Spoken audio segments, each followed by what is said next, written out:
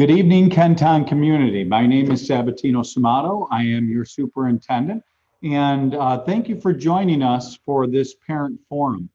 Ladies and gentlemen, just to go through the format for our next hour, we're going to follow the same format, at least a very similar format to our previous parent forums. We're going to begin with a short presentation, no longer than 15 minutes. During that presentation, we're going to give some updates on athletics. We're going to give some updates on elementary education and some more updates on secondary education.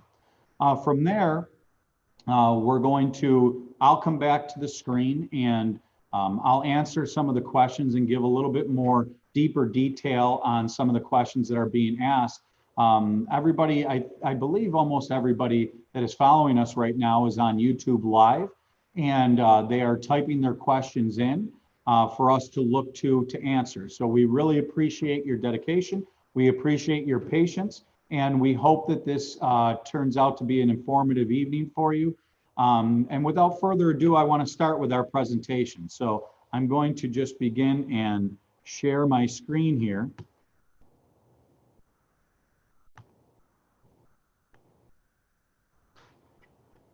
Okay. And as you can see now up on your screen, you should have a slide titled Athletics. And I'm going to invite Mr. Brett Banker up to the camera to just give our overview and description of everything, update of what's happening in athletics. Brett?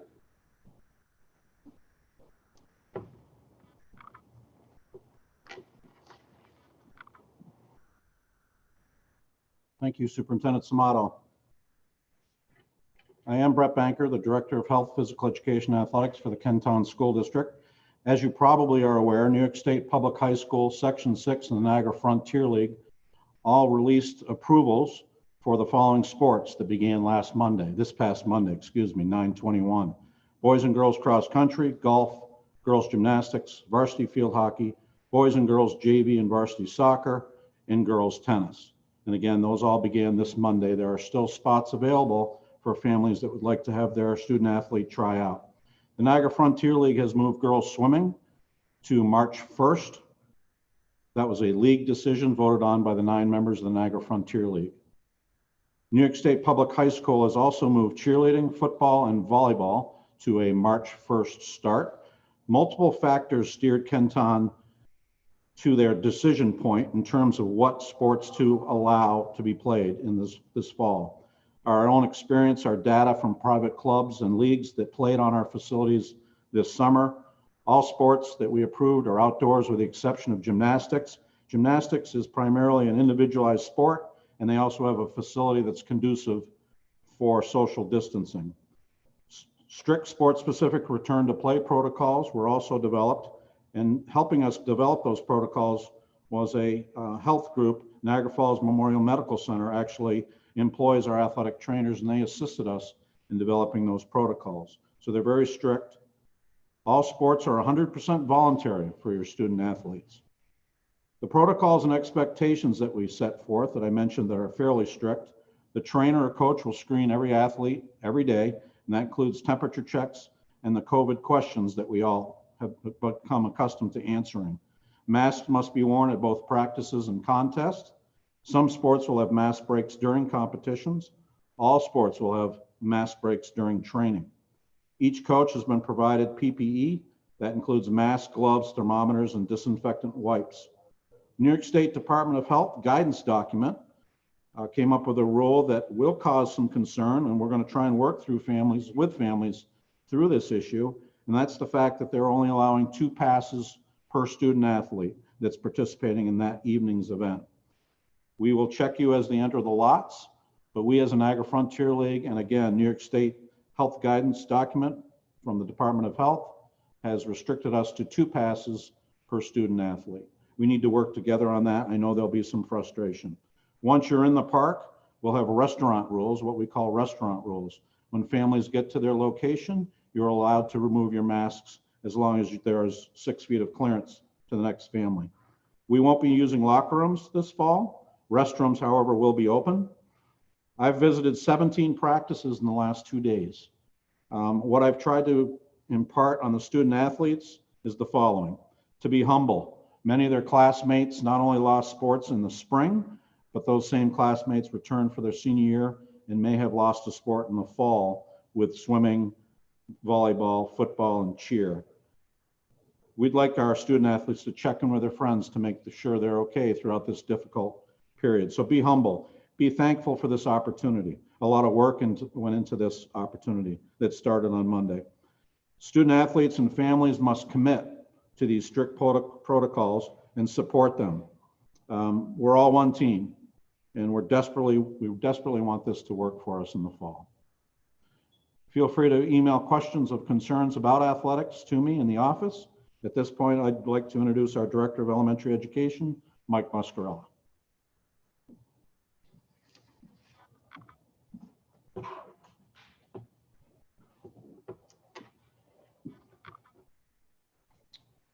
Thank you, Mr. Banker. Good evening, Kenton families. My name is Mike Muscarella, and I'm the Director of Elementary Education. Tonight, I'm going to give you an update on elementary education. Let me just move the slide and start off with some transition updates. Our kindergarten and first grade students are preparing for their hybrid orientations. Cohort A is scheduled for Wednesday, September 30th, and cohort B is scheduled for October 7th. It's an opportunity for kids to come into school, use transportation, utilize food service, and learn how to do things during the day. There's lots of new procedures in our schools, from arrival to instruction to dismissal. So it's an opportunity to teach kids how to wear a mask, how to move around the room, and how to move around the school. We're looking forward to both of those orientations. Students in self-contained classrooms, kindergarten through fourth grade, will attend both September 30th and October 7th. Grades 2 through 5, as far as the orientations, there will be an orientation for those students, and they will be scheduled soon, and we hope to communicate that in the coming weeks. From the elementary level, I can tell you that all of our personal protective equipment, PPE, is in place for the arrival of students in our buildings. Anywhere from masks to hand sanitizer to polycarbonate, we are ready, and we are creating a safe environment as we can in our schools. Next, I'm going to talk to you about some instructional updates as far as our model. Over the last few weeks, many concerns have surfaced regarding the appropriateness and developmentally appropriateness instructing both in-person and virtual students. Our original model had teachers doing both of those at the elementary level. That means that students would be in front of them on a computer, while sitting in the classroom, there would also be a group of students. We are obviously concerned about the stamina and attentiveness of our youngest students and the engagement of our youngest students. Based on that information, we are working very hard to come up with the best model to support those students, which may involve adjusting the elementary model to ensure our teachers are in a better position to deliver the best possible instruction for both groups of students, students in the hybrid model and students in the virtual model. This may involve some teacher reassignments for virtual students. Again, virtual students. As a result of this, we are working with many different people to ensure that we have a model to support both groups. The adjustments are just for ELA and math lessons only. Special areas, art, music, library, PE, science, and social studies will remain the same as they are in the current remote model, meaning the children will have the same teacher.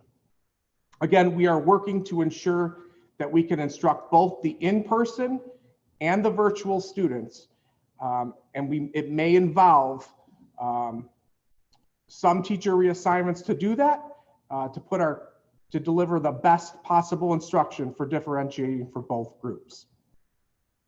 Next, I'd like to introduce Lisa Cross, the Director of Secondary Education.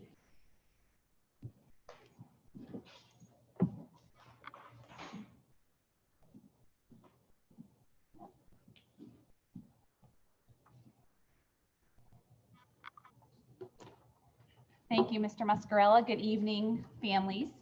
I just want to first start off by saying a special thank you to our secondary administrators, teachers and students, and families for their continued support for helping make the start of the year successful. Our secondary schools continue to celebrate many successes.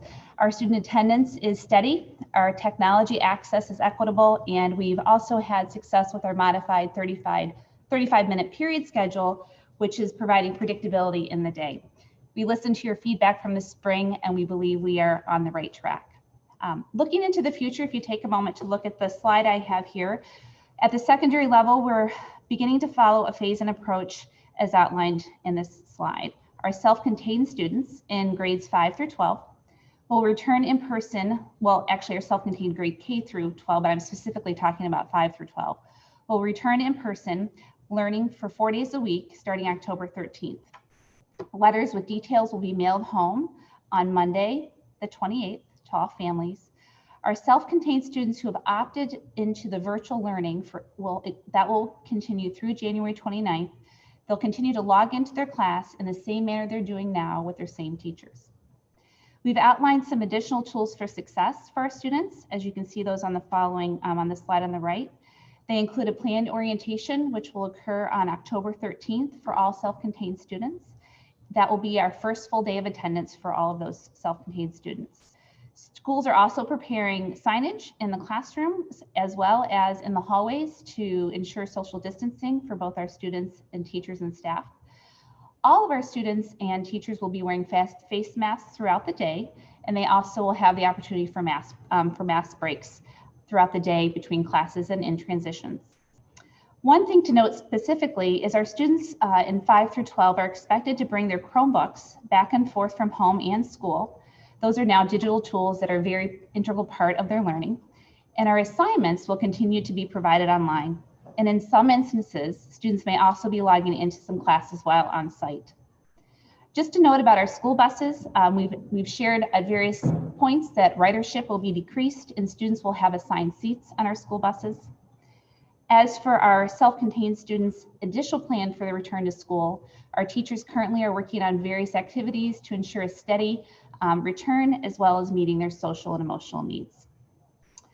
The next phased in return of students would be our grade 5 students, and they are at our middle schools, and our target date for their return is Monday, November 16th.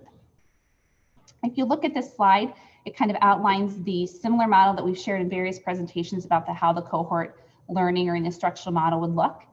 That would be, for example, cohort A would be in person Monday and Tuesday, and online at home Thursday and Friday, where our cohort B would be online at home Monday and Tuesday and in person Thursday and Friday. Distance learning and asynchronous learning would continue on our Wednesdays.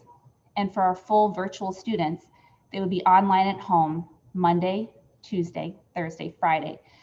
This model will be employing the model where there'll be the same teacher who will be teaching the in-person students as well as those virtual students that would be at home.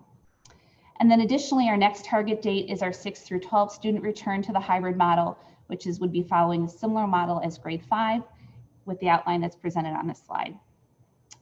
I'd just like to make 2 final comments about the return of our secondary students. The first is to note that these are targeted dates and they may be adjusted based on our readiness. And secondly, as our secondary students transition back to school and these instructional models, we're committed to continuing that 4-day instructional cycle, the days 1, 2, 3, and 4, as well as a current period schedule that's in place. So that predictability would exist that they're currently going through right now in remote learning will be similar to when they return to school. We are additionally going to keep the 10 minutes between periods for the initial return of students to also allow for some adjustment. That concludes my presentation. I'll ask our Superintendent Samato to come back to answer further questions. Thank you.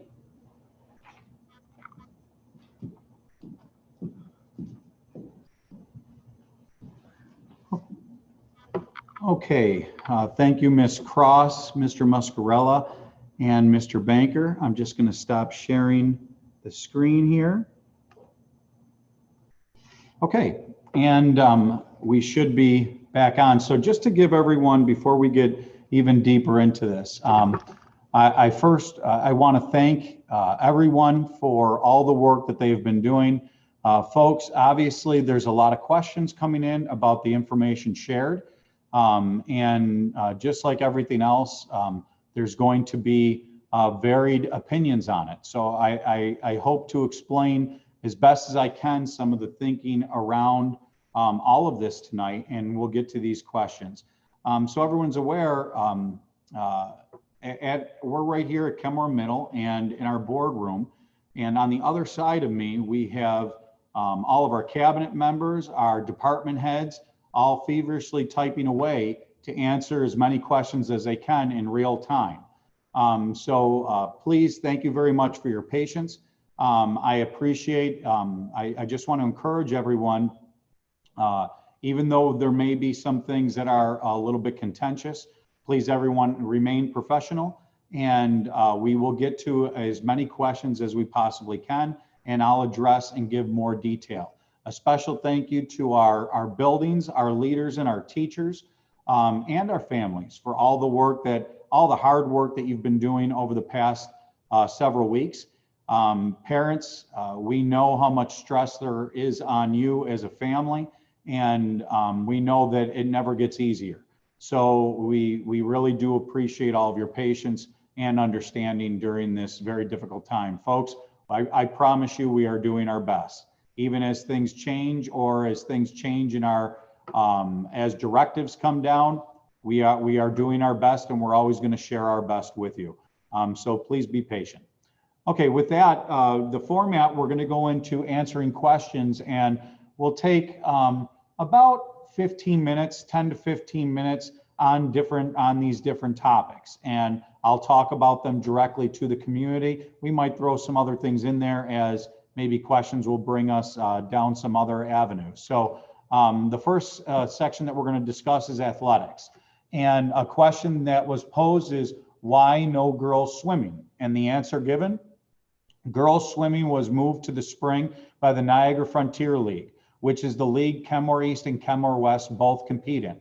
Folks, just to talk a little bit about athletics, I'm making the assumption that many people, hopefully many more than not, have watched our updates as we've gone through the pandemic, our weekly connection updates that come out on Friday. I send out a newsletter to all of our community, as well as a video, and the video really replicates what's in the newsletter. It's just a little bit more of an intimate setting and maybe a little bit more descriptive than the newsletter. But you've seen me in the weekly updates and in the newsletter both explaining my hesitation with athletics.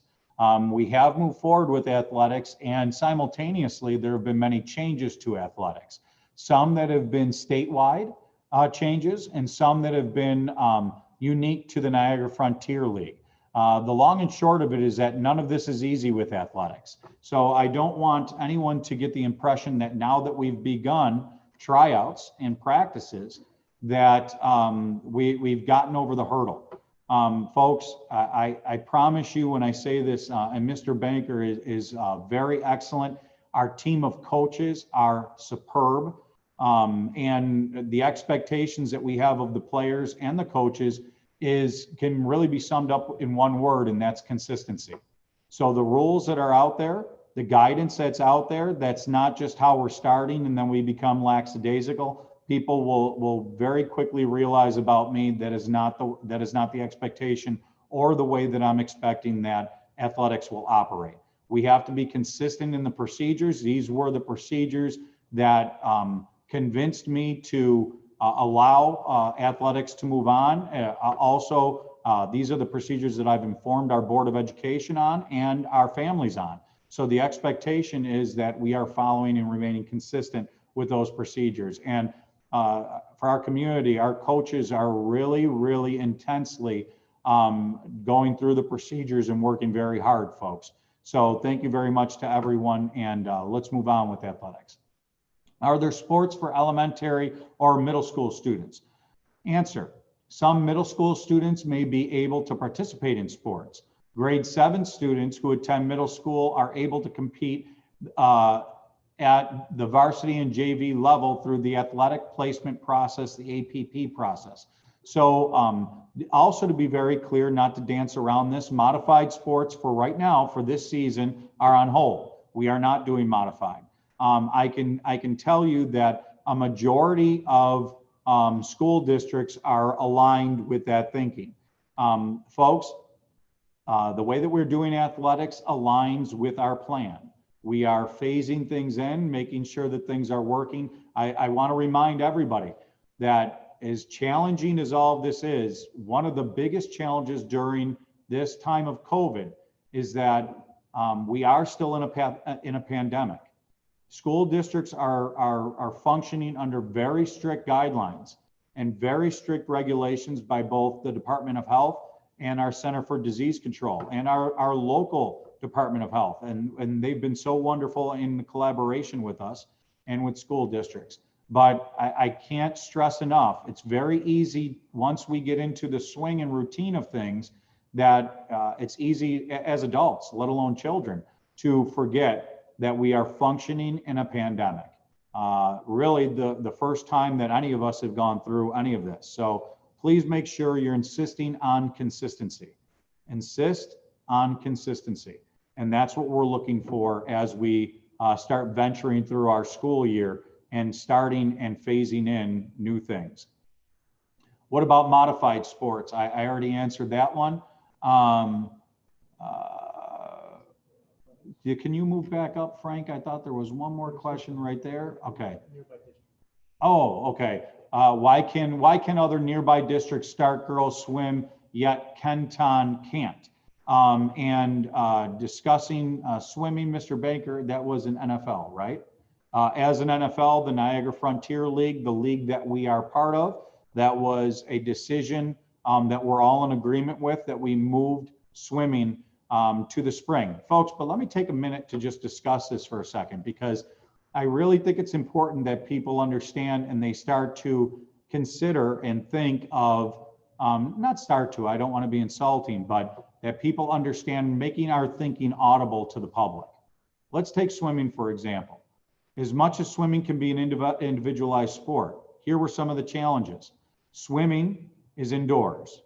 Okay, we might be able to even get past swimming being indoors. Just telling you the thinking that's around this. Swimming is in a very humid, moist environment. Things that we've heard about COVID. I'm not a scientist, I'm not a doctor. I cannot advise what is the best or what is the worst. But I can tell you that we hear much about water droplets. We hear much about how the virus spreads. That was some of the hesitation that goes into just a conversation about swimming. Having students and not being able to invite public, because that would have been the position that we were in, that we would not even be able to have the two-person pass rule for a sport. And we thought, I think many people thought, I shouldn't just say we as Kenton, many people thought we want kids to be able to have the best experience that they can. So we're hoping by moving it to spring that things also progress a little bit more, and maybe we will be back to more normalcy then than we are now. So a lot goes into these discussions and these conversations. That's just a sampling of some thinking, trying to make it audible to our public and to our staff. I'm sorry, our families, of why a decision like that could be made. Folks, we are far from wanting to penalize the children. Any decision that we make with a delay, ultimately that decision is made hopefully to help children out. We are a lot further now than we were last spring. We're hoping with that type of timetable, we'll be much further next spring than we are right now. So I hope that demystifies some of that thinking for you as best as I can, ladies and gentlemen.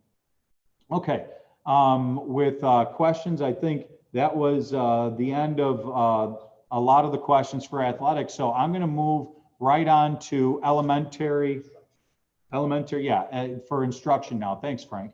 And like I said, I have a lot of people here helping us, and I have a screen in front of me. If you're wondering what I'm looking at, I'm looking at a screen that they're bringing up some questions, sampling of some questions from YouTube Live. So here's an elementary question. And folks, before we even get into the questions about elementary, let me explain. I wish that I had all the answers, and I wish that I did everything perfectly for you as a community the first time. The reality is, I promise you, and this will happen in the future, I'm far from perfect, and we are learning sometimes as we go.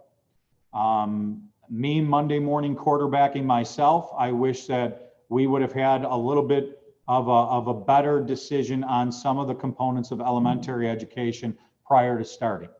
And right now, what we're starting to see and what we are realizing as educators, because I did tell the community that we're hoping to get to the point, what our goal was to get to the point where we can have virtual instruction happening simultaneously to in-person instruction. We are very close in the middle school and the high school to making that a reality in many different forms.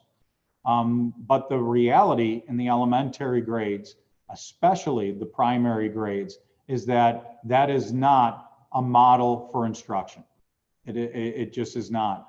The intimate work that has to be done between the teacher and students, and we all know that we have things like screen time that we're worried about. We're worried about engagement. We're worried about progressing our students in learning, that we're making a lot of difficult decisions. We know how wonderful our staff are and our teachers in this district.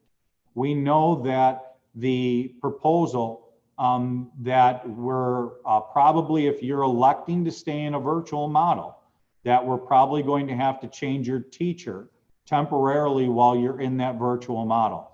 Understand the reasoning behind it, because we know that the instructional model will be better than what we could offer you, keeping it the way that it is now. That is a reality. Here's the good part about that. If you come back from a virtual to a hybrid, somewhere down the line in the future, we have not disrupted your child's classroom when it comes to their ability to re-enter that classroom.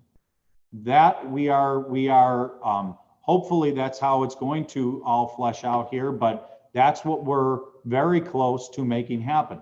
So now my name is Sabatino Samato, and I have a child that goes to, let's say, Franklin Elementary School and is in 2nd grade. I do not feel comfortable sending Sabatino Jr. To school in a hybrid, so I'm keeping him in a virtual.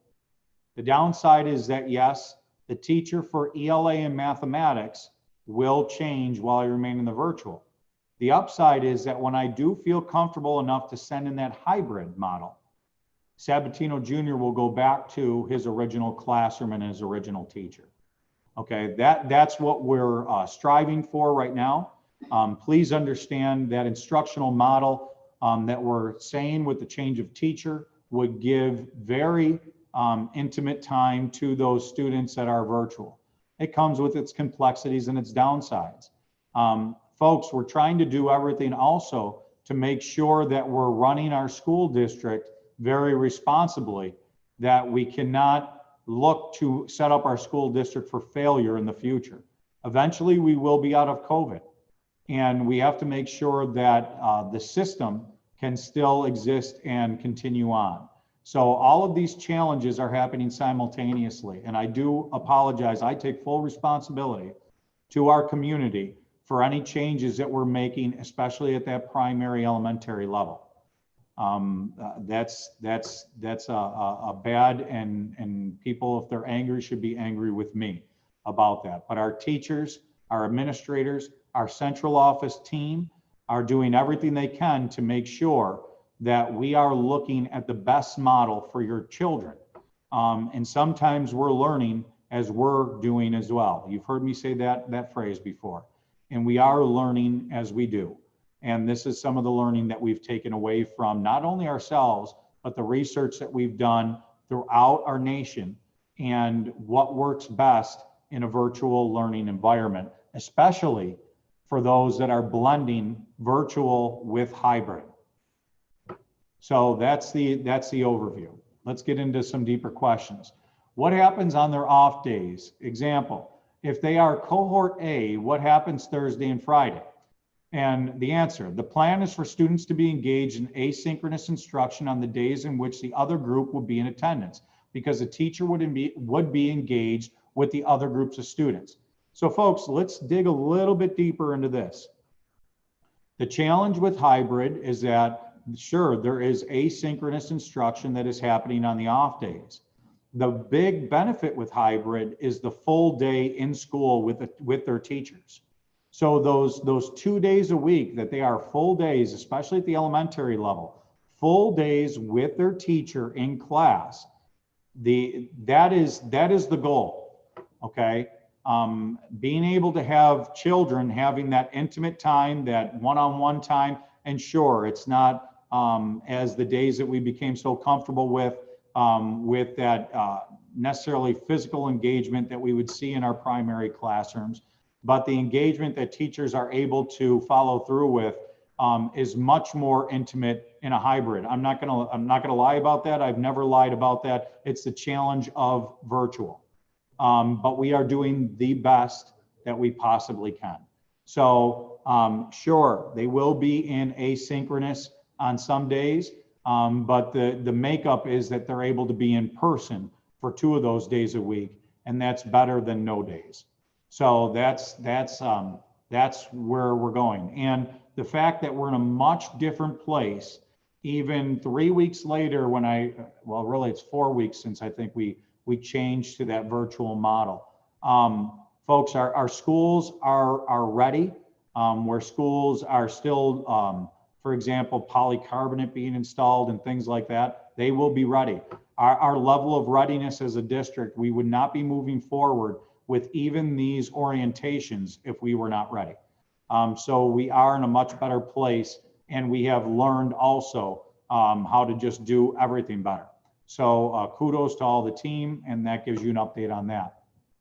Has a district considered the teacher switch for virtual happening when the hybrid rollout for that grade happens? Example, wait till 11/16 for K through 4. So that would be November 16th for K through 4. The answer, because this change represents a transition for students, it's our hope to make this change earlier rather than later, so that students can be set up with the long-term teacher as quickly as possible.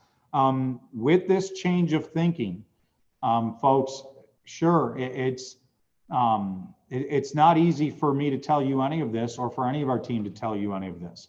But that change, even though only K and 1 and our special education students are coming back originally on that October 13th date, we're looking to make the switch for all of our K through 4 students at one time, because we do not want to continue on with only then having to change it weeks from now. So I hope that makes sense. I know there's probably people on the other side of this camera saying none of it makes sense, Samato. I agree, none of it makes sense. And it's very challenging, and understand we are being as honest and as transparent and doing everything that we can to get this figured out. If we signed up for VLA, do we need to confirm we want to keep VLA? And who/how would we need to send this confirmation?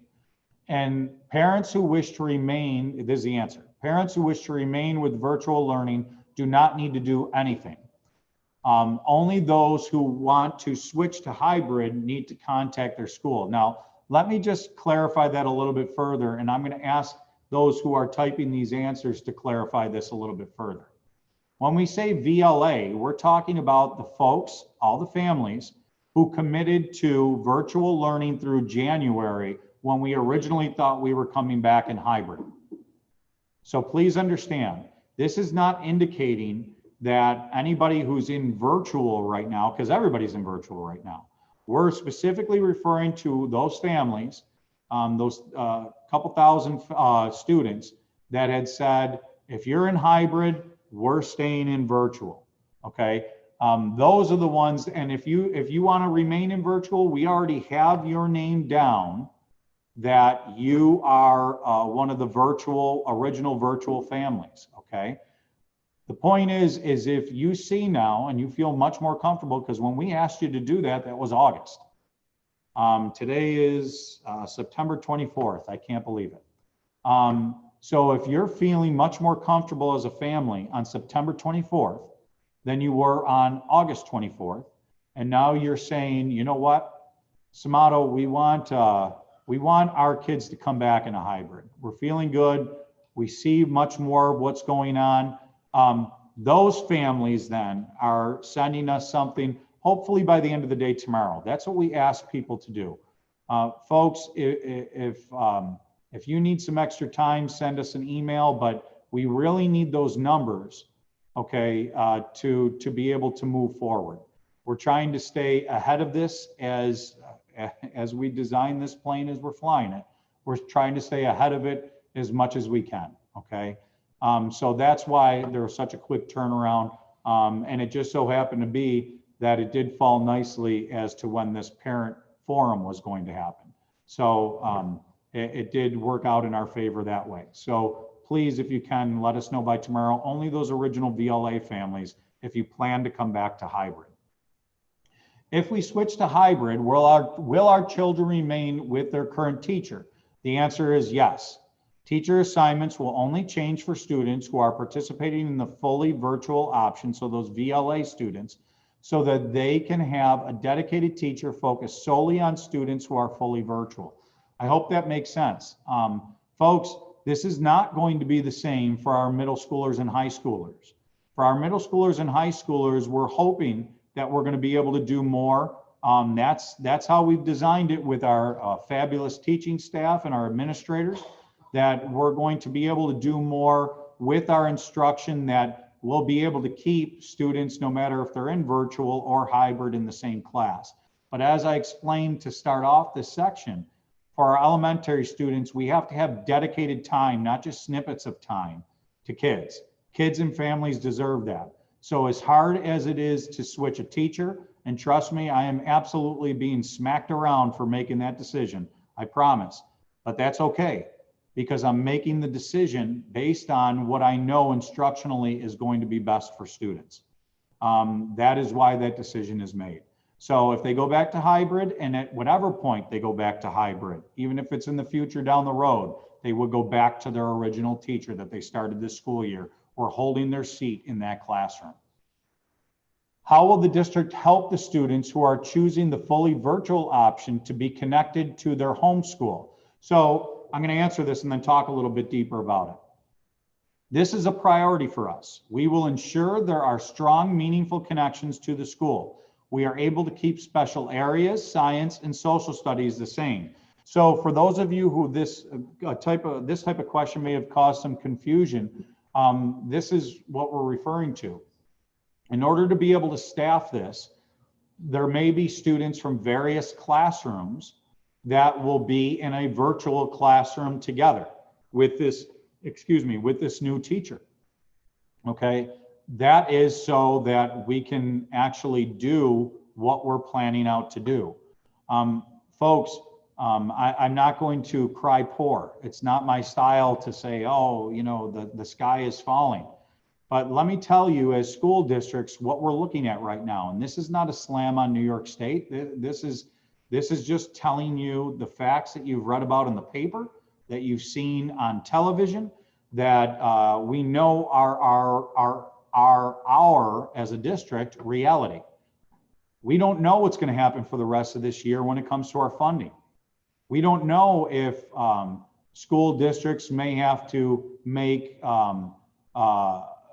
cuts in their budgets because state aid could be withheld, because we are in COVID. Our governor is being very supportive to school districts where he can be. And we're hoping that that's able to remain the same. But the scary thing about being in a pandemic is that we just don't know. And there may be, we've heard that there may be a chance of state aid reductions by 20% in the future again, or at least holdbacks, maybe not reductions, but holdbacks. We have to be prepared for that as a district as well. So when I tell you that we have to worry as we're planning this and as we're implementing this, we have to also make sure that we are staying sound for the future.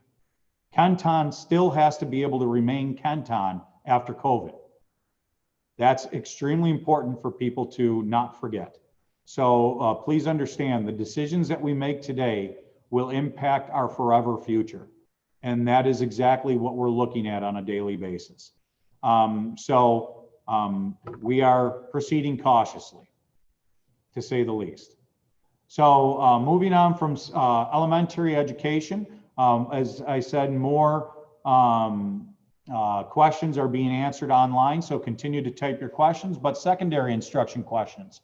What is the reason behind not starting hybrid for 6 through 12 until January? Remote is going well, but I fear kids will get weary of online learning. You know, folks, I really want to commend our teachers for a moment, and our principals, our administrators. You know, 4 weeks ago, there were I don't want to say many, but there were enough people that really were cautious about virtual instruction. I'll tell you, our staff has been doing such a wonderful job that some people who were very cautious have actually changed their minds and said, Samato, why can't we stay in virtual for the entire year? It's the safest thing, and I didn't want it before and I want it now. It's evidence of two things. Number one, the obvious, that we don't know until we experience things. Number two, the obvious to me is that families and schools are working together famously, and our teachers are doing an excellent job. Our principals are doing an excellent job, our support staff. So even though we're going through these hard times together and we don't have the perfect answers, I would like everybody to please remember exactly what I just preached to you, is that don't hesitate just to tell people that, you know, we're all in this together and we're doing great work together. But to answer this question, the target dates were best guess estimates of when we would be 100% ready and prepared to safely resume in-person attendance. It provides time to prepare and gradually bring students back to our buildings. As we move forward, if those targets can be changed, we will adjust those dates. So folks, that is as specific of an answer that I can give. And I've said it in our weekly updates on Fridays. Those are target dates. If we can move them up, we'll move them up. And remember the phase and approach. During that time until the next target phase, till the next target date, we're trying to do things with the people, the kids that are coming in next, to prepare them to come in. Because as much as hybrid sounds wonderful, there are still tons of procedures that go with hybrid. Ladies and gentlemen, you will come to know me in our years working together is that I'm a procedures guy. I love procedures. I crave procedures. There is no excuse for not having procedures. I feel like our families should always ask, and what is the procedure? Because it's a question that I always ask. What is the procedure? So we will have everything very procedures based. We will look to bring kids in for orientation based on the procedure. That orientation could vary. We could have a virtual orientation. We could have some more intimate time with instructors to go over those procedures. But it is important. The more that you practice those procedures, the more that they become routines. And we don't want kids waiting until the day back to understand the procedures of everyday life in the building. Because as long as we've been back in the building, as soon as a kid comes back, it's their first time back. And that's important to understand. So that's the reason for the model. But of course, if we can move it up, trust me, I want more kids back sooner rather than later. Excuse me. Is the fifth grade, okay, this is an elementary again? Okay. I'm sorry, middle school. Is the fifth grade fully virtual option going to be live streaming classes all day with the same teachers they currently have? Here's the answer. For students who opt to continue fully virtual, classes will continue in a very similar model that is currently in place now for fifth grade with the same teachers. So that's different than the pre-K through 4 that we already mentioned. Fifth grade is going to continue on, just like I mentioned before, very similarly to the rest of our secondary model that we're hoping to achieve. My child will be returning to school in October. She uses her own device at home. Will she get issued a Chromebook at school? This is a great question. Excuse me, folks. This is a great question. The answer is yes. We will work on ensuring middle school, high school students returning October 13th, self-contained special education, have access to a Chromebook. Folks, one of our goals is that we, COVID, as unfortunate as it is, our team has tried to make the best out of, we're taking advantage of this opportunity to move us to a one-to-one district as soon as possible. One-to-one meaning there's a device for every one of our students, okay? Not just for every household, but for every one of our students. We're getting there slowly but surely. It's a challenge. Technology nationwide, probably worldwide, to be honest with you, is a challenge right now. Getting devices is taking longer. Hotspots are a challenge. There are certain things I would ask you to watch for yourself too. I know that some of our partners locally are offering certain specials for Wi-Fi access and things of that nature. So really take advantage of everything that can be taken advantage of, but we're really trying to take advantage into getting everyone on the same page with one-to-one devices. When will middle school and high school plans be released? Answer, letters detailing the information that was presented this evening for the phasing in of self-contained special education classes are expected to be sent home on Monday. So I think that answers that question. And thanks to Ms. Cross and all of our secondary administrators, all of our secondary teachers that are continuing to work through and continuing to find our way through this process. Elementary are pre-K through 4. So here's me being very honest again, folks. The original reason for making pre-K through 4 or pre-K, well, we'll say pre-K, K, and 1, our first students coming back, and then the rest of our elementary very close behind them with a start into our secondary, was that we wanted to be able to get our youngest back soonest. It is not the easiest to get our youngest back soonest. Please understand that. So we are learning as we go as well. So the expectation, just like we said that virtual instruction this week should be better than it was last week, our implementation of grades should go better as we move on. Now, that's not to say that our young ones aren't just as important to us as our older students. They absolutely are. In some ways, we wanted more attention given to them. That's why we were bringing them back earlier. Just understand there is nothing that we can do about getting through and moving through this process for our first time. I hope that we're never in this process again in the future, but I promise you, if we're in this process again for some reason in the future, and God help us if we are, that we would be a lot better starting off, and we'll be a lot better along the way. I'm not going to hide that. We're doing a great job. Our people are doing a great job. Our families are doing a great job. We should be commended, and we should be commending each other as a community, but we can always get better and we can always learn more. What will attendance and schedules look like for self-contained special education students at the high school level? Answer, for these students, there will be full day attendance 4 days per week. Days will be labeled 1, 2, 3, and 4. Each day will include a full period schedule. Now, here are some of the caveats, the ins and outs that we're going to talk about, that even though kids will be coming back, as we go through and as we orientate back in, there may be, even for kids, not to lie to you folks, it's not off the table that a student can be there for full in-person instruction and still be taking something utilizing technology or doing additional coursework utilizing technology. Once we come back to hybrid, it is not like we're just fully back to normal. That's that piece in the beginning where I said we can't become almost, I want to say immune to it. It's a bad word to use during a pandemic, but I guess so used to where we're living and the state that we're living in, that we forget that we're in a pandemic still, and that there are some things that we're going to have to do, some changes and modifications, and some, I like to call them both ands. Instead of either or, both ands, that we're going to have some in-person and virtual happening simultaneously.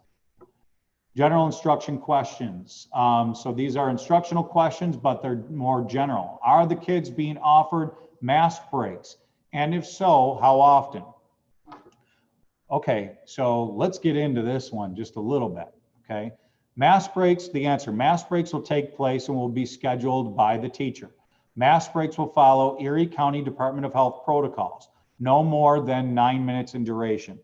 Ladies and gentlemen, guidance, as we learn more about COVID, changes, sometimes not only month to month, we know that, week to week, absolutely, day to day, it happens, and guess what? Sometimes even so, hour to hour, okay? Because many of you may have seen articles recently in the paper regarding quarantine, regarding minutes exposed. Let me be very clear in saying this. We are still challenged, even though that we are wearing masks all the time. There is still guidance that speaks to that we will take from not only Erie County, but our state officials on how we proceed. Now, I just want to also reiterate, in the event of any type of positive case, Erie County will be doing all the proper contact tracing. We are in constant communication. Some of you have seen how this is unfolded in some of our surrounding districts.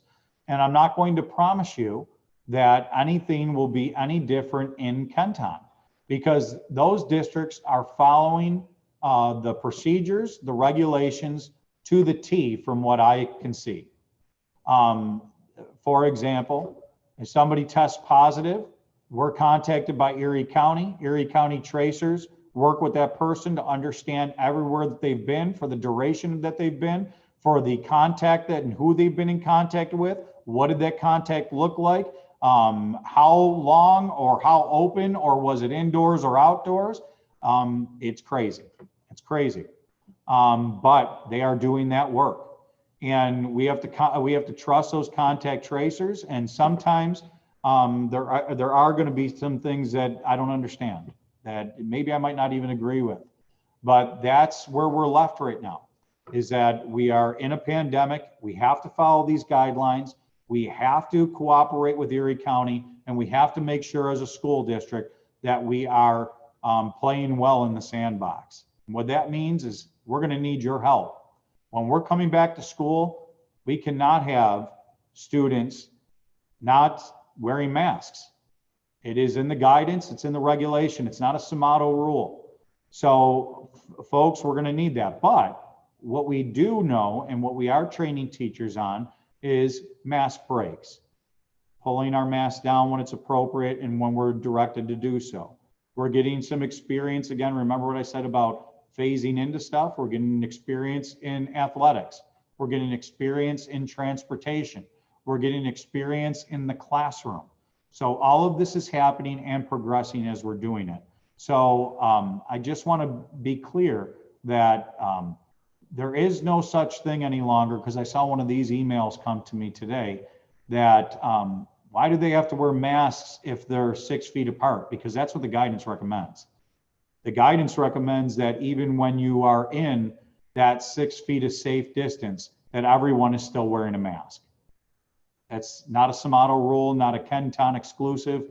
That's what the guidance says. I can't speak for what other schools or even a school district is doing, but that is absolutely what the Department of Health guides us in. Why the 6 feet if there's plexiglass? Well, here we go. Okay, why the plexiglass if there are masks all day? Why all three? The district is following NICEAD, the answer. District is following NICEAD requirements for in-person attendance, and we want our families to be confident that we are taking whatever measures are necessary to minimize the risk of transmission and keep our students safe. Folks, masks are non-negotiable. Where we can, especially when we know it's even more difficult, we are putting in plexiglass. Where we can, what was the other example, Frank? They referenced plexiglass, masks, oh, and 6 feet, I apologize, and 6 feet, because these are all part of the guidance. The plexiglass is kind of an add-on. It's not a requirement, but it's something that we're adding on to it as these requirements have changed. Remember what I said, that there's been flexibility in changing in these requirements. But there's nothing that we could do. We're going to do everything that we can within our power to make sure that we're providing safety within reason and making sure that we're following the guidance. How many students will be in virtual classes? Class sizes in fully virtual classes will be based on the current district class size guidelines. Okay, so there, you know, we're looking at maintaining the same, I guess, standard, we could say, universally for what we've come to love about Kenton. Folks, we're doing the best that we can. We're doing the best that we can. Some of these may be flexible, and our teachers are working with us to talk through some options. Not gonna lie, just like with parents not always hearing the answer that they want to hear. Sometimes I hear the answer I don't want to hear, sometimes instructors hear that, but the great thing about Kenton is that everybody's keeping an open mind and trying to figure it out together. You know, stay tuned as we continue to go along, but it is a challenge. If my daughter, who is a senior, initially chose hybrid in August, but now decides she likes being fully remote, can she opt to remain remote come January? So that's a great question, because we can't reopen fully remote now. That's why we originally did that, okay? And this isn't, folks, you gotta understand on this. I know some people are starting to enjoy fully remote.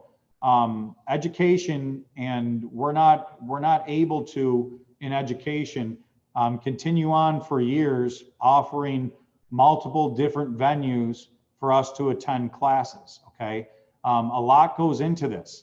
A lot goes into this. The staffing, the scheduling, and it's a challenge. But come January, that's why we only had you dedicate until January. Come January, those families will have, and we'll look at how we're going to reoffer that again. I don't quite have the answer for that yet, because there's a lot bigger fish to fry right now to get kids back into school. And we will continue to look at that during the fall of how we're going to offer that for January. I hope that makes sense. Is there any plan on bringing all kids back to school 5 days a week? And if so, what is the plan? The answer, at this time, we're not able to bring all students back. To ensure safety and meet New York State requirements for in-person attendance necessitates a hybrid model. So the long and short of this, and this is where we're going to end for this evening, folks, our goal is to get 100% return to in-person instruction. 100% return in-person instruction. But we have to follow the guidelines that are set out for us. As schools, this is not a complaint, this is just a reality. As schools and school districts, I promise you, we are doing more than ever before to think out of the box and to find answers and solutions to the problems that we're faced with. We cannot, under the guidance that we currently have in Kenton, we cannot space students, have the schedule happening, and have 100% return. That's why the majority, and like I said, I won't speak to other districts because there are some individual schools that I know of that have 100% return. They have their own things that they know that they can do in their school. I know in our school district, it is an impossibility at this point. Now, if something happens in this pandemic, like immunizations and vaccines, whatever, however we progress with COVID, that would reduce those guidelines or create pause so that people can revisit those guidelines, then sure, yeah, we may be able to get there. But right now, our best case scenario is hybrid, and that's what we're striving for.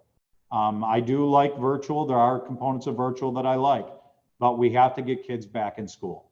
And that's what we're going to be striving for every step of the way. So that brings us, we are after 6. I said that we would stay on for about an hour, and the staff is continuing to answer questions online. Folks, I want to finish and conclude with this. I know none of this is easy. I know that there are some people that in elementary that are very concerned about the changes. All that I can do is tell you all the information that we have when we have it. If we change course, just like in this venue, we will share that with you. We will send it out to you. We're not trying to play games. We're not trying to hide our thinking.